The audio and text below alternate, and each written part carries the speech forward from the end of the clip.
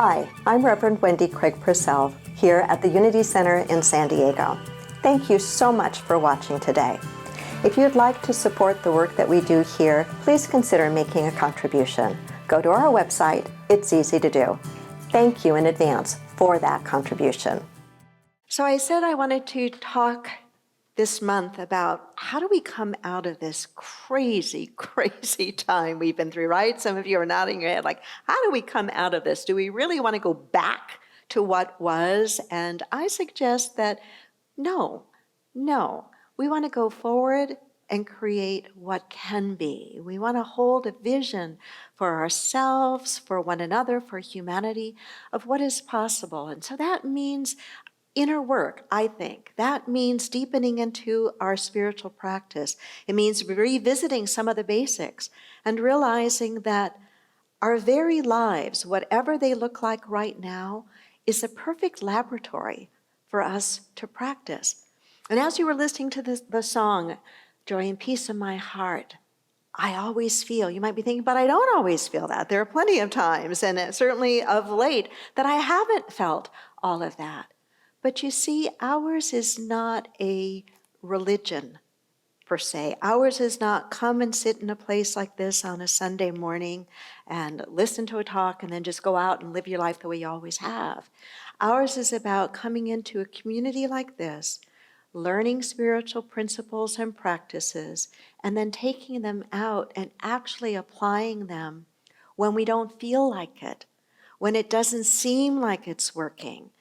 You know, some of the whole work of the Institute of Heart Math is about the idea that we can volitionally practice holding certain feelings, certain ways of being, and that in doing so, we actually change ourselves physiologically and neurologically. Unity is founded on that idea as well. What the Institute of Heart Math is known for doing is providing documentation of that, doing research on that, and showing why and how it works, its efficacy. Some of us need that, some of us don't need that. Some of us just need to know, tell me some of the things I can practice that will make a difference so that I can live a better life, so that instead of just trying to bring back what was, I can stand on all that can be. Jesus, our teacher and way shower, in Unity we look at him mystically and metaphysically. He gave such powerful insights into consciousness. I entitled the talk today, Like the Lilies of the Field. Some of you will remember where those words come from and what they point to. Some of you are not maybe as aware of some of the verses in the New Testament or the Old Testament. Like the lilies of the field was a metaphor that Jesus was using, trying to help people understand a different way of being. Let me read to you the passage that it comes from in the Gospel of Luke. Consider the lilies of the field, how they grow. Consider the lilies, how they grow. They neither toil nor spin. They neither toil nor spin. They're not efforting. They're not laboring. They neither toil nor spin. Yet even Solomon in all his glory was not arrayed like one of these.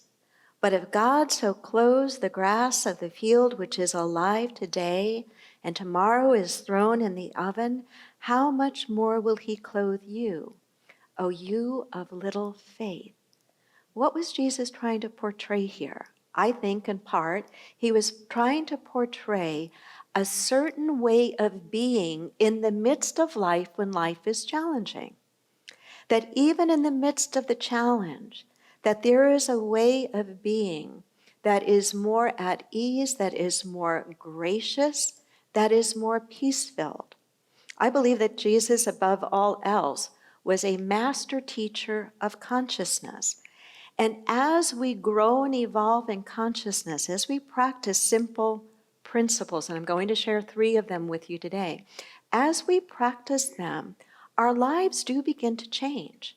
And they change from the inside out in very fundamental and very incremental ways. And because the ways are incremental, and because the ways that change presents itself in our lives, a positive change takes time, we have to be patient. We have to be consistent and steadfast in our practice. And the reward for that is we create lives that work so much better for ourselves and for one another. Many of you in this room are familiar with the teachings, the writings of Deepak Chopra. And he writes something about what's evidence of evolution and consciousness, what's evidence, if you will, of enlightenment. Let me read something to you. He says, according to Vedanta, there are only two symptoms of enlightenment. Two symptoms of enlightenment.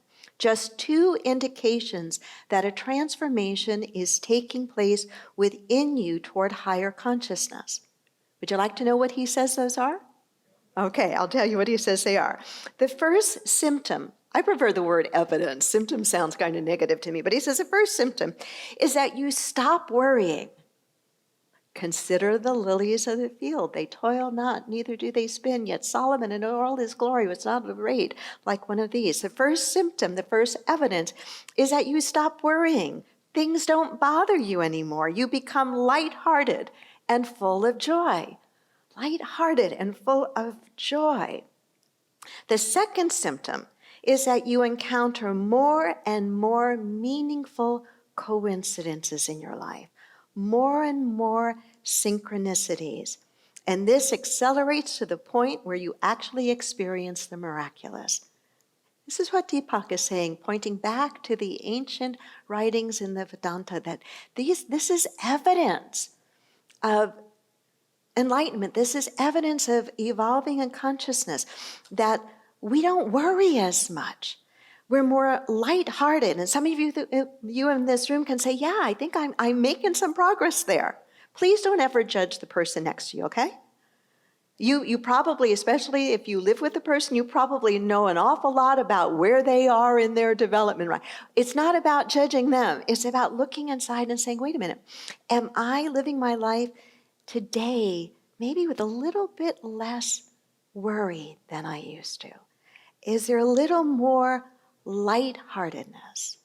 Does it seem like there are a few more coincidences happening?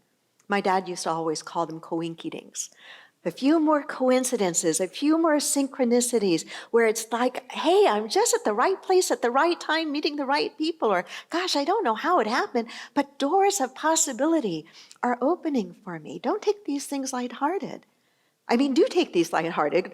Pay attention to them, but know that they're evidence of something important that's going on. So I said to you, I wanted to share with you just some simple practices that help us move there. And the first can be used really like a mantra. In fact, I think it should be. And each of these are meant to be used when we feel like we're slipping, when we feel like we're losing our center. Can you relate to that at all? Any of you ever feel like you have periods of your life where you're more balanced and more centered and things are going well? Nod your head if you've had that. And have you had periods of time where it's not like that at all? Yeah? Okay. So it's more, do we need much help when things are going well? I don't think so. We want to stay consistent with our practices, but it's a different qualitative experience. And when things are really challenged for us and we're feeling anxious or upset, to be able to hold on to some things that can help us move past that. And the first is contained in these simple ideas. Notice you're all right now. Notice, and I'd like you to do this right now. Notice you're all right now. Take your hand, if you're so inclined, and just touch your heart. And just affirm to yourself, either aloud or softly, I notice I'm all right now. I notice I'm all right now. Our brains are such that they are always scanning the environment, consciously and otherwise, for what's wrong. Our brains are hardwired. This is not necessarily negative or bad. Our brains, to protect us as a species, are wired in such a way that the brain is always aware of or paying attention to, trying to take in a potential threat, potential harm. It's a great way for a physical being, for an animal, to survive, right? You want to know if there's any threats in your environment. But it's a pretty crummy way for people in this day and age to be living consistently. And that's the part where our practice has to come in, where we have to be able to balance what's going on in the old reptilian brain, looking for everything that could happen that could be a threat, and training ourselves to also volitionally, at will, be able to move into the felt experience that right in this moment, I'm all right. To override the brain's wiring for apprehension and to practice right now, I'm all right. What do I mean by right now? I don't mean a minute from now. I mean right in this teeny tiny slice of the eternal now. I am all right. I don't know what's going to happen in the next moment, and you don't either. But right in this teeny tiny slice, right now, I am all right, and so are you. Why is this important? Because to live with a constant feeling of anxiety, to live with a constant feeling of threat, is to infuse our body and our life with toxicity, if you will. It's to cause us to live in a very small, tight compartment. It's almost as if we are treating the body in a way like we wouldn't treat our car. We would not think of having one foot on the gas pedal and one foot on the brake at all times and using them both. Why? It would wear the heck out of the car, right? And that's kind of like what happens to us if we don't also develop practices, spiritual practices, that help us to cultivate a different way of being internally. His Holiness the Dalai Lama says, if you have fear of some pain or suffering, you should examine whether there is anything you can do about it. If you can, he says, do it. If you can do something about the pain and suffering you're feeling right now, then do it. If you can, there is no need to worry about it because you can do something about it. If you can't do anything, there's no need to worry either because you can't do anything. And the worry doesn't make it any better. In fact, the worry makes it what?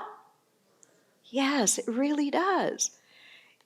Clear wisdom. And and when I think of His Holiness the Dalai Lama, or I think of teachers like Thich Nhat Hanh or Eckhart Tolle, I've experienced each of them actually in person, and some of you have as well, that you see the symptoms that Deepak writes about, of the evidence of enlightenment or aware consciousness. You see a sense of joyfulness and lightheartedness, while at the same time, these beings have the ability to hold the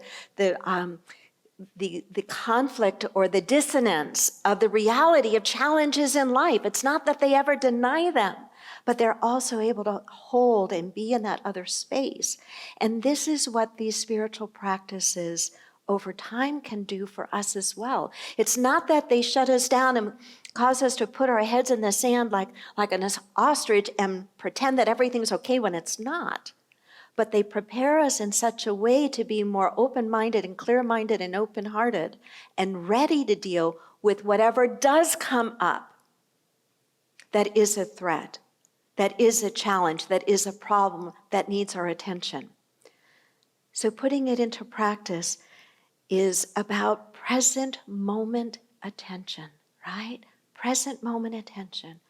Right now, in this very moment, I am okay, and so are you. The second is similar. And it is another practice. It's a practice of physically feeling safer. The practice of feeling safer. And so what I'd like you to do is imagine right now that you are as safe as you could possibly be. As safe as you could possibly be. Whatever that might look like for you. Maybe you call to mind a memory or a place or a feeling. But I bet you can move into that feeling of, I'm safe right now. I'm safe. Going back to that crazy, I shouldn't say crazy, going back to that old reptilian brain that's always scanning for what is a potential threat. That brain would be scanning and might be hearing some rustling in the bushes and think, oh my God, that's a tiger about to pounce on me. And it's going to respond in a quick way to make sure that it protects itself. But what if the rustling in the bush was just a little bunny rabbit? The brain is still doing the same thing and it's still having the same physical effect on the body. We are wired in such a way that we're going to pay attention first to the possibility that it is a real threat. Why? Because to ignore that is to risk what? Harm or death. But the challenge is in our day and age, and this is where we need to be gut-wrenching honest with ourselves. The challenge is in our day and age, many of us have trained ourselves to be in a state of constant alert, to be in a state of constantly on edge, to make things much bigger than they really are, the negative things, much bigger than they really are. And that is to our detriment of peace of mind and physical well-being. It's also to the detriment and potential damage of our relationships. Because if we are always in that psychological, emotional, and spiritual state, we are not really available to one another. We are not really available to the good, to what is possible, to what is joyful. As we're coming out of this crazy time, we want to make sure that we dial back or turn down any of the unrealistic, unwarranted anxiety that maybe some of us had been living in for these last year plus. And really practice noticing when we seem to be losing a sense of well-being, when we seem to be imagining threats or thinking that there are threats when there are not. I had the opportunity to try to practice this idea of feeling safer in the moment somewhat recently. My mom came out from the East Coast for a visit for a few weeks, and we took a drive up to Solvang with her, and it was a fine for part of the drive, but man, the traffic today and the aggressiveness on the freeways and the reckless driving on the freeways. I am not by nature an anxious person or a nervous person, a confident driver. I have a pretty solid car. I know what my car can do.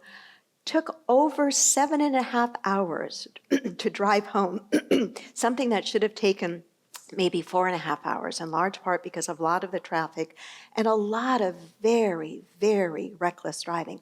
And I noticed, because I know how important it is to pay attention, I noticed my hands doing this on the steering wheel, holding tighter and tighter. I could feel it in my body. Some of it was warranted, but it was too much given the experience. And it wasn't helpful. What was more helpful, what was more necessary, was to be alert, but to be alert in a relaxed and prepared way, not in an anxious way. It reminded me too of my few years of practicing the martial art of Aikido, which is a martial art that is all about It's about protecting yourself and protecting the other who might be harming you in a nonviolent way. It's a very unique martial art. And one of the things you learn in this particular martial art is you practice, practice, practice. You prepare, you prepare, you prepare. You learn the techniques, you learn the moves, much like you do in meditation. You practice, practice, practice. What does it feel like to be more present, to be more clear-minded, to be more spacious? So that then, when life happens, then when there is a threat, you are prepared to meet it in a calm way. You are safe even in the midst of something that can feel like a threat. And out of that practice sense of clear mind and clear heart, you are better equipped then to draw upon everything that you've learned to help you be able to deal with that particular situation. So when you notice you're going through your day or you're preparing for a meeting and you can feel your body tensing, your hands tensing, or your breathing getting shallow, you pause. You pause, the spiritual pause. You pause, you take a deep breath in and out. You use all that breath work that we do together in meditation. You take a deep breath in, you release that breath, and you notice that sense of release. You do that again so that you move from not just releasing and relaxing on a physical level, but you take another deep breath in and out. And with that cleansing breath, you practice being present with a clear mind. And you do that again. And practice being more spacious and more open so that you can be more prepared from a place of inner safety. From a place of inner safety. And the last is what I shared the quotes with you from this morning. The last practice is smile. And I so wish you didn't have your masks on. Please do keep them on. But smile. Smile. Do you remember, maybe you had this experience, I sure did during the days of the real severe days of the lockdown and so forth, wearing my mask and being out in public. And I'm a person who loves smiles. When I meet you or I spend time with you in the line, it's not your eyes I notice as much as your smile. So I'm very much a smile person. And in those early days, and even now when I'm out with my mask and shopping, it's like I tell my eyes, pay attention to the fact that my mouth is smiling. I want my eyes to smile until people can see my smile. What does smiling do? Do you know there's research on what smiling does? Do you know that it takes more muscles to frown than it does to smile? Do you know that sometimes you smile because you're feeling joy, right? Or you're happy, or you're relieved, or you've remembered something that just is pleasant. But did you also know that sometimes just the act of smiling can trigger that, can move you into that feeling? Thich Nhat Hanh has said, sometimes your joy is the source of your smile, and sometimes your smile is the source of your joy. Let me repeat that, I like that. Sometimes your joy is the source of your smile, and sometimes your smile is the source of your joy. It is a good one. I've been making that a practice of late because sometimes I can just either get into a funk. Any of you ever get into a funk, or am I the only person? Or coming out of this pandemic, just feeling like, okay, what is the new norm I want to establish? And my mom used to say, Wendy, you were born serious. You were serious as a baby. So I think she's probably right, and some of it works to my advantage, but not always. So I've decided that smiling is something I need to practice doing just for the heck of it, just because. I like that quote. I think it was Andy Rooney, who said, when you smile in private, it means you really mean it. So, when you're driving your car, especially if the traffic's awful, smile. Don't give a less than supportive hand gesture. Not only is that not nice, but it can get you killed. Don't do that, Smile, smile. So let me circle back. Like the lilies of the field, they toil not, neither do they spin. Yet all in glory, not even Solomon was arrayed like these. That there really is, I want you to hear this, there really is a different and better way of living your life. And it comes from what you choose to practice in here. You and I will never be able to control everything out here. We do have some control or mastery, whatever word you prefer, over some things out here. But we will never be able to control it all. But what we can always control, whether we choose to or not, whether we admit to it or not, whether we want to or not, we can always control how we're going to think, how we're going to feel, and what we are going to practice. And so I've given you a few things that hopefully will be helpful, that you might and I might be a little more like the lilies of the field. Namaste.